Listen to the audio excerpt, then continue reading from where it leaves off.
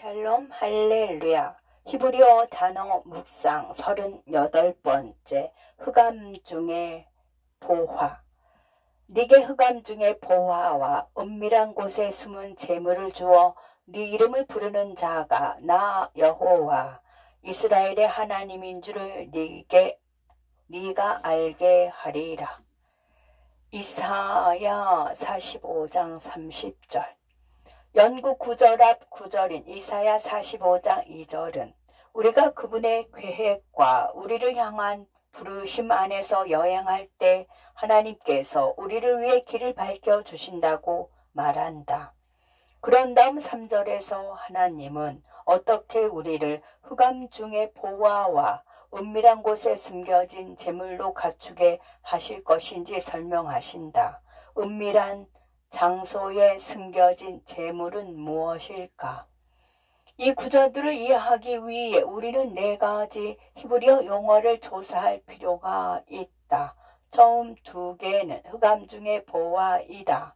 나의 첫 번째 질문은 왜 하나님이 우리에게 어둠 속에서 무언가를 주실까 하는 것이다. 그분은 빛이 아니신가? 이 구절은 원래 빛의 소유였으나 어둠에 의해 도난당하고 왜곡된 권세를 우리가 되찾을 것임을 암시한다. 그것은 좋다. 결국 지팡이를 땅에 던져 마술사의 뱀을 잡아먹는 뱀이 되게 할 때가 되지 않았을까? 나는 우리 모두가 이것에 동의할 것이라고 생각하지만 이 구절이 정말로 무엇을 말하는 것인지 잘 모르겠다. 보물을 의미하는 히브리 어근 단어는 ASAR에서 유래했다. 이 단어는 창고, 즉 쌓아두었지만 숨겨져 있지 않은 보물이라는 의미가 있다.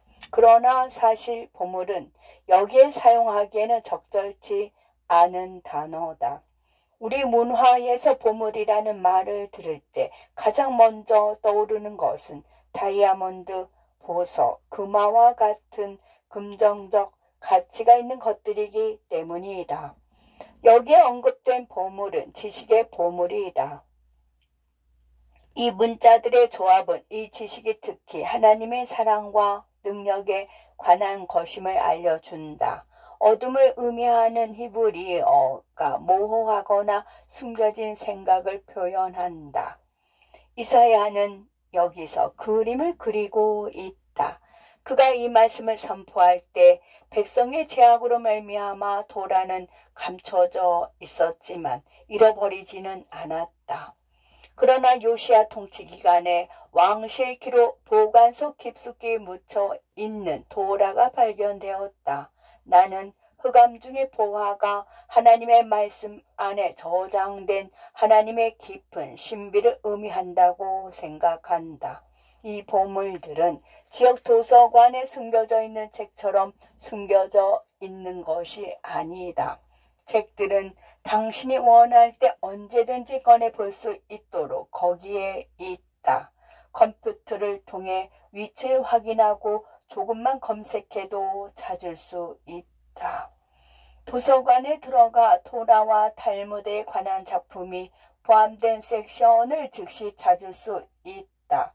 마찬가지로 하나님의 말씀도 더 많이 연구할수록 그 안에 담긴 지식의 보물을 찾는 것이 더 쉬워진다.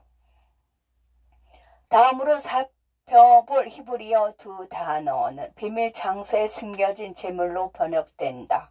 즉 비밀 장소, 숨겨진, 은폐된 비밀을 의미하는 어근에서 유래했다.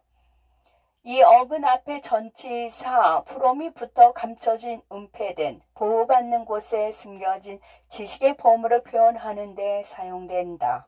따라서 이 문구를 은폐된 장소에 숨겨진 지식의 보물이라고 표현할 수 있다. 지식, 즉 보물만큼 얻기가 쉽지 않다. 보물을 얻기 위해 해야 할 일은 찾는 것뿐이다. 그러나 지식을 얻기 위해서는 키카드나 접근 코드 같은 것이 필요하다. 아마도 이것을 잘 설명할 수 있는 방법은 우리의 법체계의 공공 기록으로 언급되는 일부 문서가 있다는 것이다. 이는 누구나 접근할 수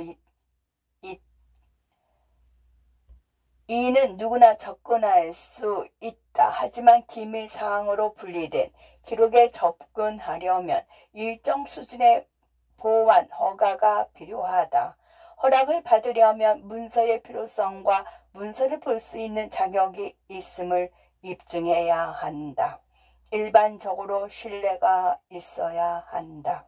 따라서 그분의 사랑과 그분의 구원 계획에 대한 지식과 가치, 하나님에 대한 특정한 지식은 모든 사람에게 열려 있다.